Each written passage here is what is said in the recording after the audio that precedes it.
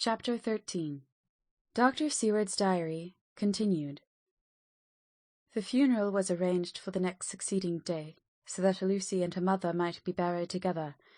I attended to all the ghastly formalities, and the urbane undertaker proved that his staff were afflicted, or blessed, with something of his own obsequious suavity. Even the woman who performed the last offices for the dead remarked to me, in a confidential brother-professional way, when she had come out from the death-chamber, "She makes a very beautiful corpse, sir. It is quite a privilege to attend on her. It's not too much to say that she will do credit to our establishment." I noticed that Van Helsing never kept far away. This was possible from the disordered state of things in the household. There were no relatives at hand, and as Arthur had to be back the next day to attend at his father's funeral, we were unable to notify anyone who should have been bidden. Under the circumstances, Van Helsing and I took it upon ourselves to examine papers, etc. He insisted on looking over Lucy's papers himself. I asked him why, for I feared that he, being a foreigner, might not be quite aware of English legal requirements, and so might in ignorance take some unnecessary trouble. He answered me, I know. You forget that I am a lawyer as well as a doctor, but this is not altogether for the law. You knew that when you avoided the coroner. I have more than him to avoid. There may be papers more, such as this." As he spoke, he took from his pocket-book the memorandum which had been in Lucy's breast, which she had torn in her sleep. "When you find anything of the solicitor who is for the late Mrs. Westenra, seal all her papers, and write him tonight. For me, I watch here in the room and in Miss Lucy's old room all night, and I myself search for what may be. It is not well that her very thoughts go into the hands of strangers." I went on with my part of the work, and in another half-hour had found the name and address of Mrs. Westenra's solicitor, and had written to him. All the poor lady's papers were in order. Explicit directions regarding the place of burial were given. I had hardly sealed the letter when, to my surprise, Van Helsing walked into the room, saying, "Can I help you, friend John? I am free, and if I may, my service is to you." "Have you got what you looked for?" I asked, to which he replied, "I did not look for any specific thing. I only hoped to find, and find I have, all that there was, only some letters and a few memoranda, and a diary new begun. But I have them here, and we shall for the present say nothing of them. I shall see that poor lad tomorrow evening, and, with his sanction, I shall use some." When we had finished the work in hand, he said to me, "And now, friend John, I think we may to bed. We want sleep, both you and I, and rest to recuperate. Tomorrow we shall have much to do, but for the tonight there is no need of us, alas." Before turning in, we went to look at poor Lucy. The undertaker had certainly done his work well, for the room was turned into a small chapelle ardente. There was a wilderness of beautiful white flowers, and death was made as little repulsive as might be. The end of the winding sheet was laid over the face. When the professor bent over and turned it gently back, we both started at the beauty before us, the tall wax candles showing a sufficient light to note it well. All Lucy's loveliness had come back to her in death, and the hours that had passed, instead of leaving traces of decay's effacing fingers, had but restored the beauty of life, till positively I could not believe my eyes that I was looking at a corpse. The professor looked sternly grave. He had not loved her as I had, and there was no need for tears in his eyes. He said to me, "Remain till I return," and left the room. He came back with a handful of wild garlic from the box waiting in the hall, but which had not been opened, and placed the flowers amongst the others on and around the bed. Then he took from his neck inside his collar a little gold crucifix, and placed it over the mouth. He restored the sheet to its place, and we came away. I was undressing in my own room, when, with a premonitory tap at the door, he entered, and at once began to speak. "Tomorrow I want you to bring me, before night, a set of post-mortem knives." "Must we make an autopsy?" I asked. "Yes and no. I want to operate, but not as you think. Let me tell you now, but not a word another. I want to cut off her head and take out her heart." "Ah! You a surgeon, and so shocked? You whom I have seen with no tremble of hand or heart do operations of life and death that make the rest shudder. Oh, but I must not forget, my dear friend John, that you loved her, and I have not forgotten it, for it is that I shall operate, and you must only help. I would like to do it tonight, but for Arthur I must not. He will be free after his father's funeral tomorrow, and he will want to see her, to see it. Then, when she is coffined ready for the next day, you and I shall come when all asleep. We shall unscrew the coffin lid, and do our operation, and then replace all, so that none know, save we alone. But why do it at all? The girl is dead. Why mutilate her poor body without need? And if there is no necessity for a post-mortem, and nothing to gain by it, no good to her, to us, to science, to human knowledge, why do it? Without such it is monstrous. For answer, he put his hand on my shoulder and said with infinite tenderness, Friend John, I pity your poor bleeding heart, and I love you the more because it does so bleed. If I could, I would take on myself the burden that you do bear, but there are things that you know not, but that you shall know, and bless me for knowing, though they are not pleasant things. John, my child, you have been my friend now many years, and yet did you ever know me to do any without good cause?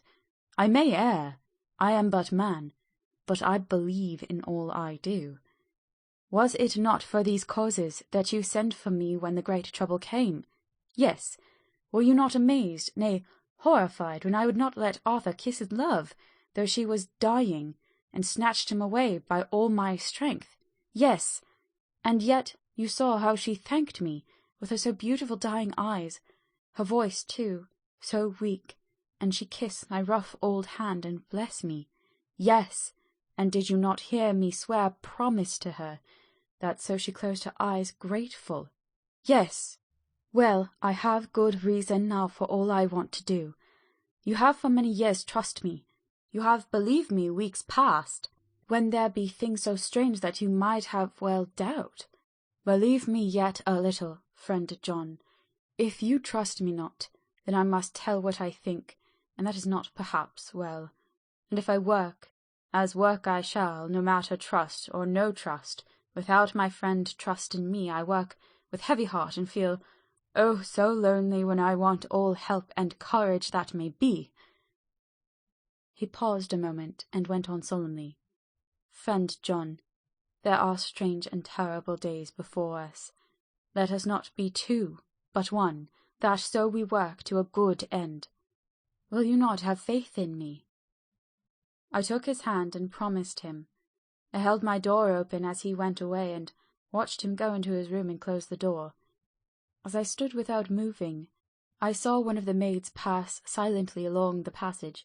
She had her back towards me, so did not see me, and go into the room where Lucy lay. The sight touched me. Devotion is so rare, and we are so grateful to those who show it unasked to those we love. Here was a poor girl putting aside the terrors which she naturally had of death, to go watch alone by the bier of the mistress whom she loved, so that the poor clay may not be lonely till laid to eternal rest. I must have slept long and soundly, for it was broad daylight when Van Helsing waked me by coming into my room. He came over to my bedside and said, You need not trouble about the knives. We shall not do it. Why not? I asked, for his solemnity of the night before had greatly impressed me. Because, he said sternly, it is too late, or too early. See. Here he held up the little golden crucifix.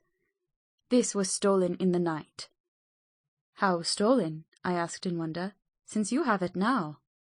Because I get it back from the worthless wretch who stole it, from the woman who robbed the dead and the living. Her punishment will surely come, but not through me. She knew not altogether what she did, and thus unknowing she only stole. Now we must wait.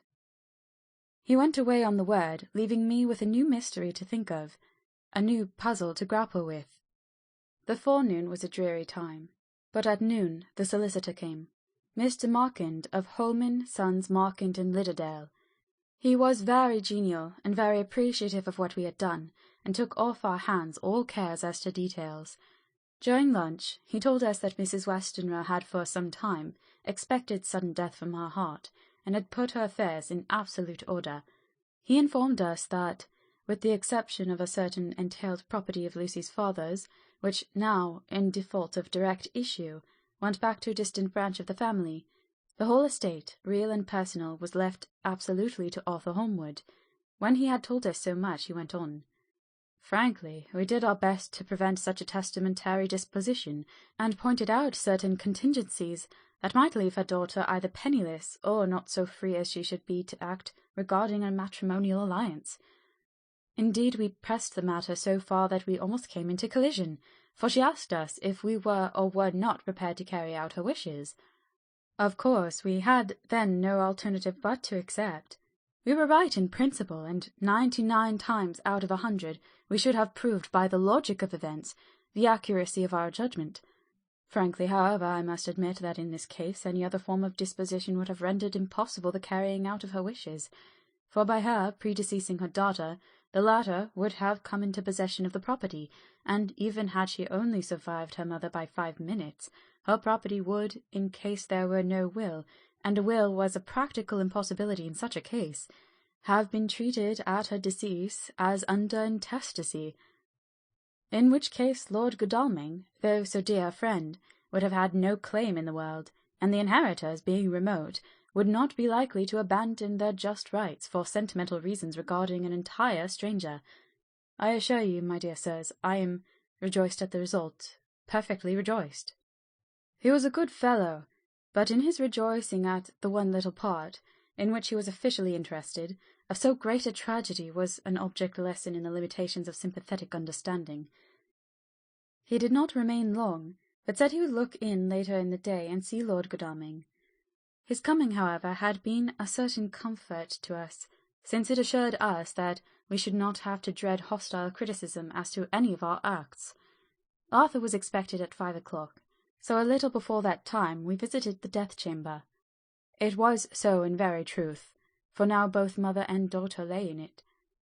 The undertaker, true to his craft, had made the best display he could of his goods, and there was a mortuary air about the place that lowered our spirits at once. Van Helsing ordered the former arrangement to be adhered to, explaining that, as Lord Godalming was coming very soon, it would be less harrowing to his feelings to see all that was left of his fiancée quite alone. The undertaker seemed shocked at his own stupidity, and exerted himself to restore things to the condition which we left them the night before, so that when Arthur came such shocks to his feelings as we could avoid were saved. Poor fellow! He looked desperately sad and broken. Even his stalwart manhood seemed to have shrunk somewhat under the strain of his much-tried emotions. He had, I knew, been very genuinely and devotedly attached to his father. To lose him, and at such a time, was a bitter blow to him. With me he was as warm as ever, and to Van Helsing he was sweetly courteous. But I could not help seeing that there was some constraint with him. The professor noticed it too, and motioned me to bring him upstairs. I did so, and left him at the door of the room, as I felt he would like to be quite alone with her, but he took my arm and led me in, saying huskily, "You loved her too, old fellow. She told me all about it, and there was no friend had a closer place in her heart than you. I don't know how to thank you for all you have done for her. I can't think yet." Here he suddenly broke down and threw his arms round my shoulders and laid his head on my breast, crying, "Oh, Jack! Jack, what shall I do? The whole of life seems gone from me all at once, and there is nothing in the wide world for me to live for." I comforted him as well as I could. In such cases men do not need much expression. A grip of the hand, the tightening of an arm over the shoulder, a sob in unison, are expressions of sympathy dear to a man's heart. I stood still and silent till his sobs died away, and then I said softly to him, "Come and look at her." Together we moved over to the bed, and I lifted the lawn from her face. God, how beautiful she was! Every hour seemed to be enhancing her loveliness. It frightened and amazed me somewhat, and as for Arthur, he fell a-trembling, and finally was shaken with doubt as with an ague. At last, after a long pause, he said to me in a faint whisper, "Jack, is she really dead?" I assured him sadly that it was so. and went on to suggest, for I felt that such a horrible doubt should not have life for a moment longer that I could help, that it often happened that after death faces became softened, and even resolved into their youthful beauty, that this was especially so when death had been preceded by an acute or prolonged suffering. It seemed to quite do away with any doubt, and after kneeling beside the couch for a while and looking at her lovingly and long, he turned aside. I told him that must be good-bye, and as the coffin had to be prepared, so he went back and took her dead hand in his, and kissed it, and bent over and kissed her forehead. He came away fondly looking back over his shoulder at her as he came. I left him in the drawing-room, and told Van Helsing that he had said good-bye, so the latter went to the kitchen to tell the undertaker's men to proceed with the preparations and to screw up the coffin. When he came out of the room again, I told him of Arthur's question, and he replied, "I am not surprised. Just now I doubted for a moment myself." We all dined together, and I could see that poor Art was trying to make the best of things. Van Helsing had been silent all dinner-time, but when we had lit our cigars he said, "Lord," but Arthur interrupted him. "No, no, not that, for God's sake. Not yet, at any rate. Forgive me, sir, I did not mean to speak offensively. It is only because my loss is so recent." The Professor answered very sweetly, "I only used that name because I was in doubt. I must not call you Mr., and I have grown to love you, yes, my dear boy, to love you, as Arthur." Arthur held out his hand, and took the old man's warmly. "Call me what you will," he said. "I hope I may always have the title of a friend, and let me say that I am at a loss for words to thank you for your goodness to my poor dear." He paused for a moment and went on. "I know that she understood your goodness even better than I do, and if I was rude or in any way wanting at the time you acted so, you remember—" The Professor nodded. "You must forgive me." He answered with a grave kindness, "I know it was hard for you to quite trust me then, for to trust such violence needs to understand, and I take it that you do not, that you cannot trust me now, for you do not yet understand, and there may be more times when I shall want you to trust when you cannot, and may not, and must not yet understand. But the time will come when your trust will be whole and complete in me, and when you shall understand as though the sunlight himself shone through. Then you shall bless me from first to last for your own sake, and for the sake of others for her dear sake, to whom I swore to protect." "And indeed, sir," said Arthur warmly, "I shall in all ways trust you. I know and believe you have a very noble heart, and you are Jack's friend, and you are hers. You shall do what you like." The Professor cleared his throat a couple of times, as though about to speak, and finally said, "May I ask you something now?" "Certainly." "You know that Mrs. Westenra left you all her property?" "No. Poor dear, I never thought of it." "As it is all yours, you have a right to deal with it as you will. I want you to give me permission to read all Miss Lucy's papers and letters. Believe me, it is no idle curiosity. I have a motive of which, be sure, she would have approved. I have them all here. I took them before we knew that all was yours, so that no strange hand might touch them, no strange eye look through words into her soul. I shall keep them if I may. Even you may not see them yet, but I shall keep them safe. No word shall be lost, and in good time I shall give them back to you. It's a hard thing I ask, but you will do it, will you not, for Lucy's sake?" Arthur spoke out heartily like his old self. "Dr. Van Helsing, you may do what you will. I feel that in saying this I am doing what my dear one would have approved. I shall not trouble you with questions till the time comes." The old Professor stood up as he said solemnly, "And you are right. There will be pain for us all. But it will not be all pain, nor will this pain be the last. We and you too You most of all, my dear boy. We'll have to pass through the bitter water before we reach the sweet. But we must be brave of heart and unselfish, and do our duty, and all will be well. I slept on a sofa in Arthur's room last night. Van Helsing did not go to bed at all. He went to and fro as if patrolling the house, and was never out of sight of the room where Lucy lay in her coffin, strewn with the wild garlic flowers which sent, through the odour of lily and rose, a heavy, overpowering smell into the night. Mina Harker's Journal. 22 September. In the train to Exeter. Jonathan sleeping.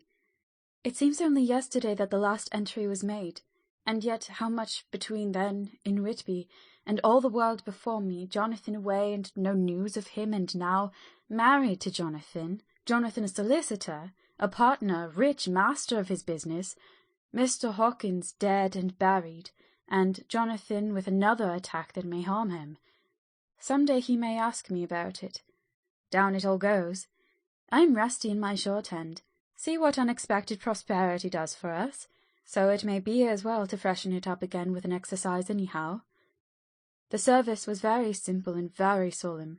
There were only ourselves and the servants there, one or two old friends of his from Exeter, his London agent, and a gentleman representing Sir John Paxton, the president of the Incorporated Law Society. Jonathan and I stood hand in hand, and we felt that our best and dearest friend was gone from us. We came back to town quietly, taking a bus to Hyde Park Corner.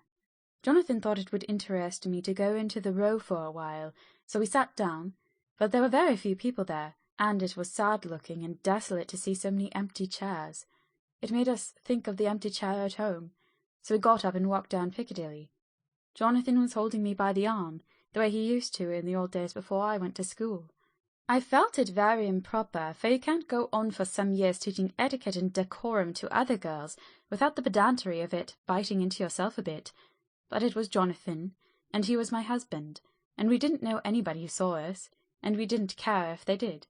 So on we walked. I was looking at a very beautiful girl in a big cartwheel hat, sitting in a victoria outside Guillono's, when I felt Jonathan clutch my arm so tight that he hurt me, and that he said under his breath, "My God!" I am always so anxious about Jonathan, for I fear that some nervous fit may upset him again, and I turned to him quickly and asked him what it was that disturbed him. He was very pale, and his eyes seemed bulging out as, half in terror and half in amazement, he gazed at a tall, thin man with a beaky nose and a black moustache and a pointed beard, who was also observing the pretty girl. He was looking at her so hard that he did not see either of us, and so I had a good view of him. His face was not a good face. It was hard and cruel and sensual, and his big white teeth, that looked all the whiter because his lips were so red, were pointed like an animal's.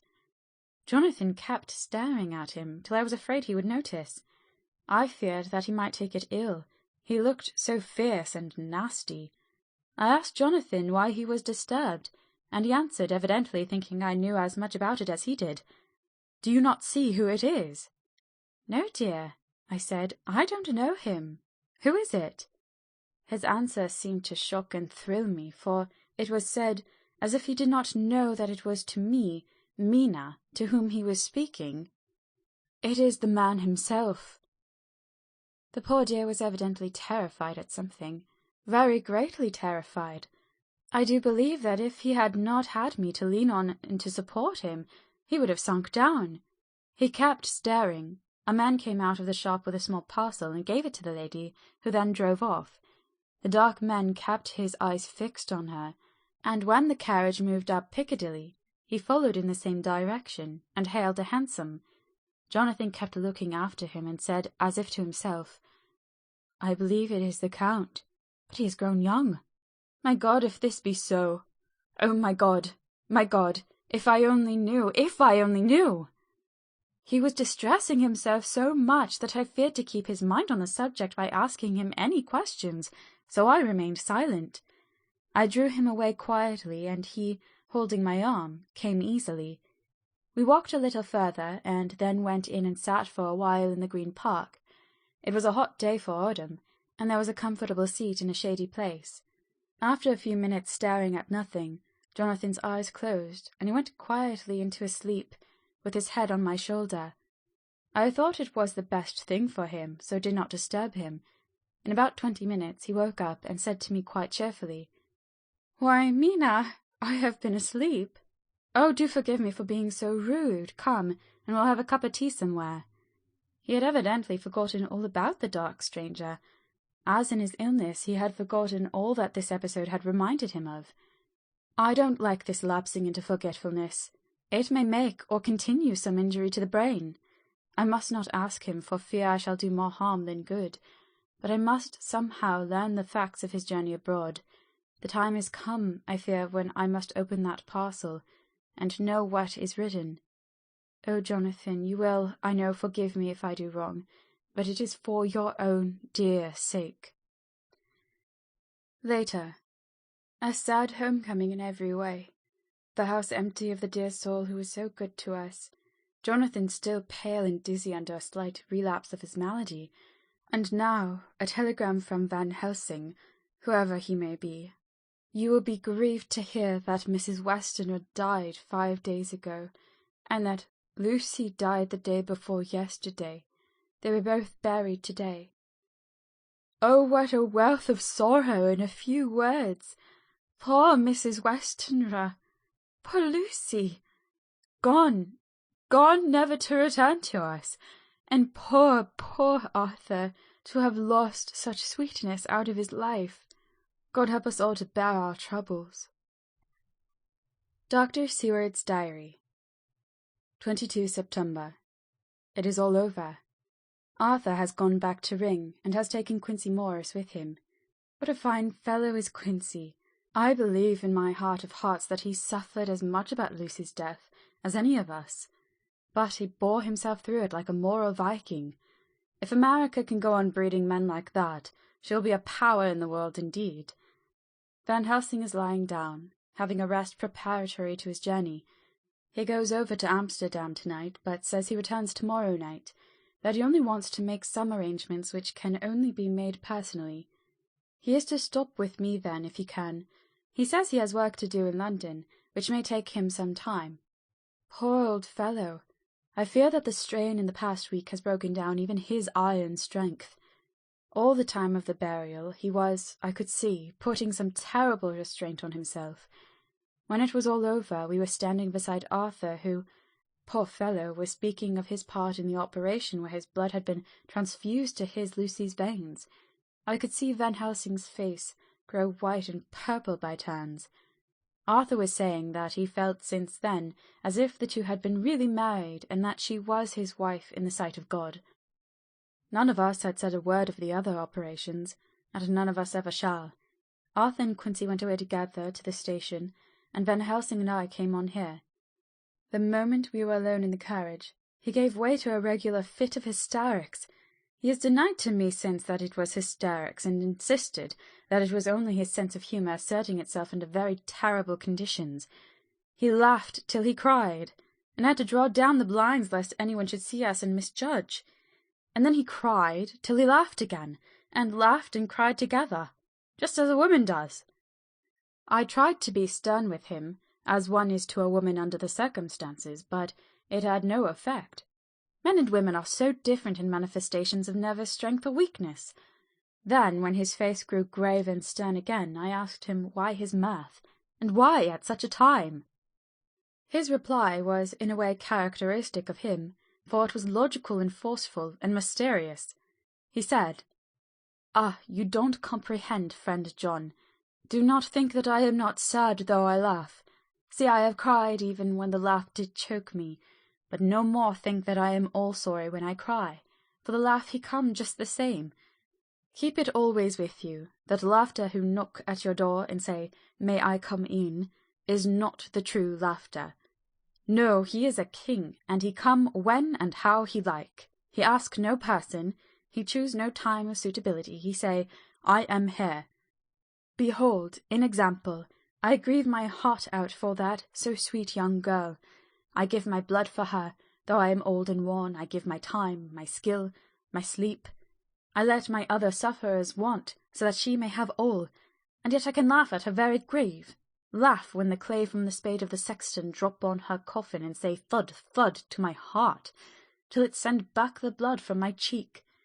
My heart bleed for that poor boy, that dear boy, so of the age of mine own boy, had I been so blessed that he live, and with his hair and eyes the same.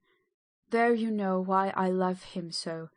And yet, when he say things that touch my husband heart to the quick, and make my father heart yearn to him as no other man, not even you, friend John, for we are more level in experiences than father and son, yet even at such moment King laugh, he come to me, and shout and bellow in my ear, here I am, till the blood come, dance back and bring some of the sunshine that we carry with him to my cheek.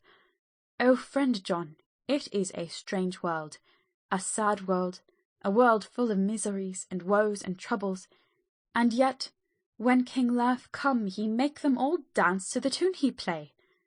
Bleeding hearts and dry bones of the churchyard, and tears that burn as they fall, all dance together to the music that he make with that smileless mouth of him. And believe me, friend John, that he is good to come, and kind. Ah, we men and women are like ropes drawn tight with strain, that pull us different ways. Then tears come, and like the rain on the ropes they brace us up, until perhaps the strain become too great, and we break. But King Laugh, he come like the sunshine, and he ease off the strain again, and we bear to go on with our labour, what it may be. I did not like to wound him by pretending not to see his idea, but as I did not yet understand the cause of his laughter, I asked him. As he answered me, his face grew stern, and he said in quite a different tone, "Oh, it was the grim irony of it all. This so lovely lady, garlanded with flowers, that looked so fair as life, till one by one we wondered if she were truly dead. She laid in that so fine marble house, in that lonely churchyard, where rest so many of her kin, laid there with the mother who loved her, and whom she loved, and that sacred bell going, toll, toll, toll, so sad and slow, and those holy men, with the white garments of the angel, pretending to read books, and yet all the time their eyes never on the page, and all of us with the bowed head, and all for what? She is dead. So. Is it not? Well, for the life of me, Professor, I said, I can't see anything to laugh in all that. Why, your explanation makes it a harder puzzle than before. But even if the burial service was comic, what about poor Art and his trouble? Why, his heart was simply breaking. Just so. Said he not that the transfusion of his blood to her veins had made her truly his bride? Yes, and it was a sweet and comforting idea for him. Quite so. But there was a difficulty, friend John. If so that, then what about the others? Oh, then this so sweet bride is a polyandrist, and me, with my poor wife dead to me, but alive by church's law, though no wits all gone, even I, who am faithful husband to his now no wife, am bigamist. I don't see where the joke comes in there either, I said, and I did not feel particularly pleased with him for saying such things. He laid his hand on my arm and said, Friend John, forgive me if I pain. I showed not my feeling to others when it would wound, but only to you, my old friend, whom I can trust. If you could have looked into my very heart, then when I want to laugh, if you could have done so when the laugh arrived, if you could do so now when King Laugh have pack up his crown, and all that is to him, for he go far, far away from me, and for a long, long time, maybe you would perhaps pity me the most of all. I was touched by the tenderness of his tone, and asked why. Because I know. And now we are all scattered, and for many a long day loneliness will sit over our roofs with brooding wings. Lucy lies in the tomb of her kin, a lordly death-house in a lonely churchyard, away from teeming London, where the air is fresh and the sun rises over Hampstead Hill, and where the wildflowers grow of their own accord. So I can finish this diary, and God only knows if I shall ever begin another. If I do, or even if I open this again, it will be to deal with different people and different themes.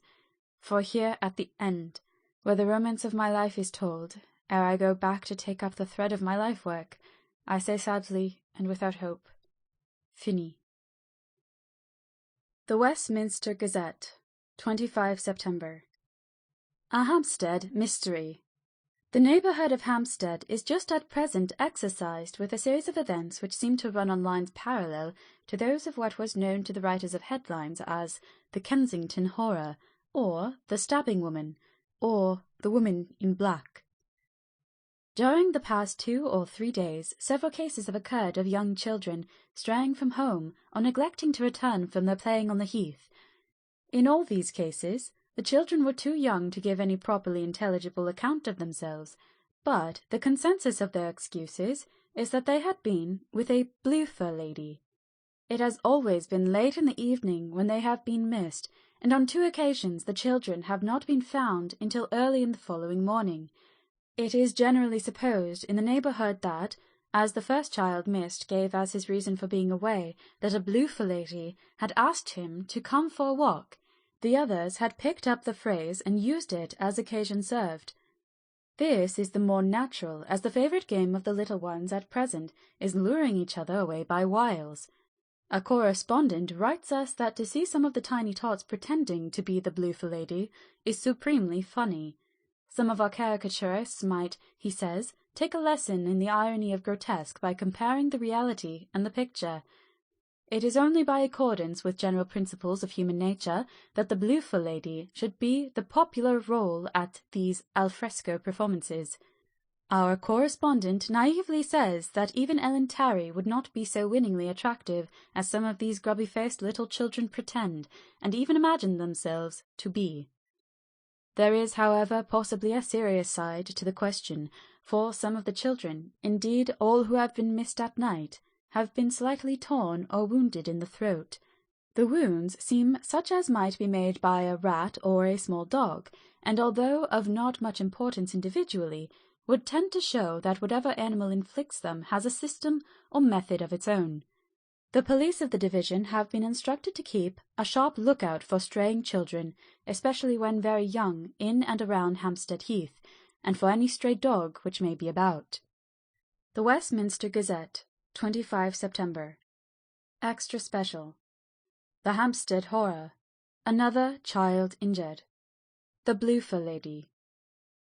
We have just received intelligence that another child, missed last night, was only discovered late in the morning under a furze bush at the Shooter's Hill side of the Hampstead Heath, which is, perhaps, less frequented than other parts. It has the same tiny wound in the throat as has been noticed in other cases. It was terribly weak. It looked quite emaciated. It, too, when partially restored, had the common story to tell of being lured away by the blue-fur lady. End of chapter 13.